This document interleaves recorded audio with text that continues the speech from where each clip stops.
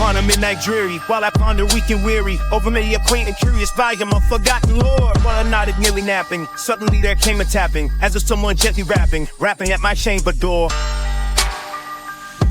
Just a visitor, I muttered. Only this and nothing more.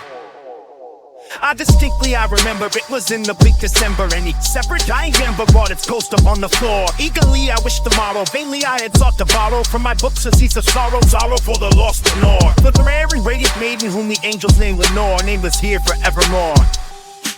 And the silken, sad, uncertain rustling of each purple curtain filled me with fantastic terrors never felt before. So that now, to still the beating of my heart, I stood repeating, just some visitor retreating entrance at my chamber door. Some late visitor retreating entrance at my chamber door. This isn't nothing more.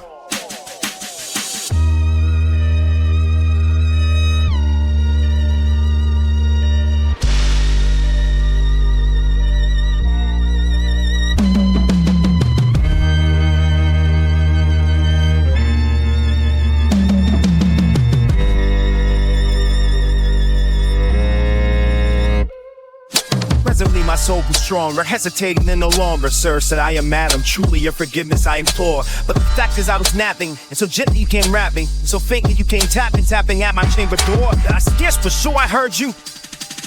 Here I opened wide the door, darkness there and nothing more. Deep into that darkness, peering long, I stood there wondering, fearing, doubting, dreaming dreams no one ever dared to dream before. But the silence was unbroken, and the stillness gave no token, and the only word that spoken was the whispered word, the Lord. This I whispered, and echo murmured back the word, the Lord. Merely this and nothing more.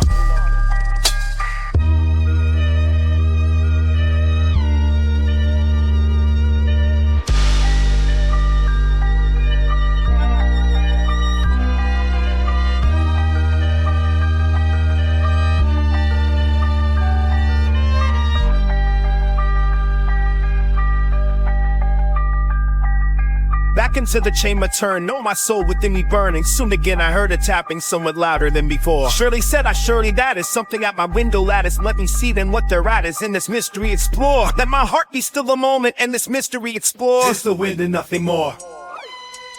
Open here I flung the shutter, and with many a flirt and flutter, in there stepped the stately raven of the saintly days of yore. Half at least of aces matey, not a man stopped or stayed, but with mien of lord, a lady perched above my chamber door. Perched upon a busted palace just above my chamber door. Burst inside and nothing more. Then this ebony bird beguiling my sad fancy and smiling by the brave and stern decorum of the countenance it wore. Oh, that crest be sure and shaven, thou I said art sure of craven, ghastly bremen ancient raven, warning from the nightly shore. Tell me what thy lordly name is on the night's Plutonian shore. Quoth the raven nevermore.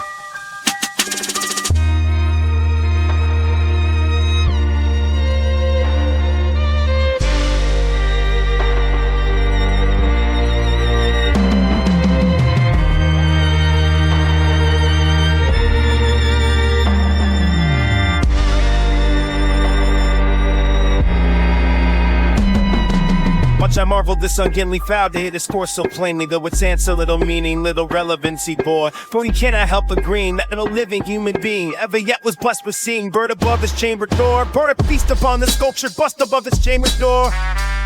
With such name as nevermore. But the raven sitting lonely on the placid bust spoke only that one word, as if his soul and that one word he did abhor. Nothing farther than he uttered, not a feather than he fluttered, till I scarcely more than muttered, other friends have flown before. On the morrow he will leave me as my hopes have flown before. Then the bird said nevermore. Started at the stillness broken by replies so aptly spoken. Doubtless said I what it utters is its only stock in store. Caught from some unhappy master whom unmerciful disaster follow fast till the song's one burden pour. Till the dirges of its hope the melancholy burden bore. Never, nevermore. But the raven still beguiling all my fancy and is smiling. Straight I wheeled the cushioned seat in front of bird and busting door. Then upon the velvet sinking, I betook myself to Lincoln. Fancy under fancy thinking what this ominous word is your. But this grim and gilly ghastly gone and ominous word is your. Man and croaking nevermore. This I sat engaged in guessing, but no syllable expressing to the foulest fiery eyes not burning to my bosom's core. This and more I sat divining, with my head at ease reclining on the cushion's velvet lining that the lamp-like floated o'er. Whose velvet violet lining with the lamp-like floating o'er she shall press and evermore. Then the fuck the air grew denser, perfume from an unseen sensor. Swung my seraphim whose footballs tinkled on the tufted floor. Wretch I cried, I got fled thee by these angels he has sent thee. Rest by respite and nepet thee from my memories of Lenore. Quaff of quaff this kind of pet and forget this lost Lenore. Quote the raven nevermore.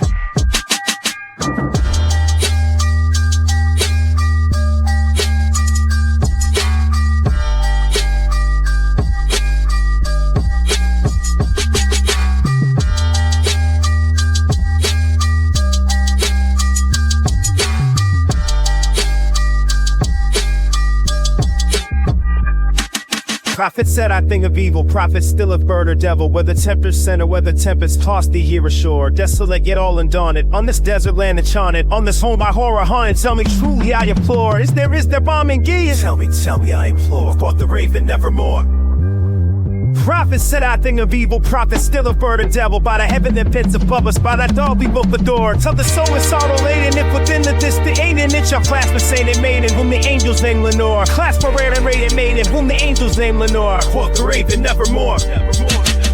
Beat up word of silent parting, bird of fiend that shriek of start and get thee back into the tempest and the night's plutonian shore. Leave no black boom as a token of that lie thy soul has spoken. Leave my loneliness unbroken with the bust above my door. Take that thief from out my heart and take that fool from off the door. Quoth the raven nevermore.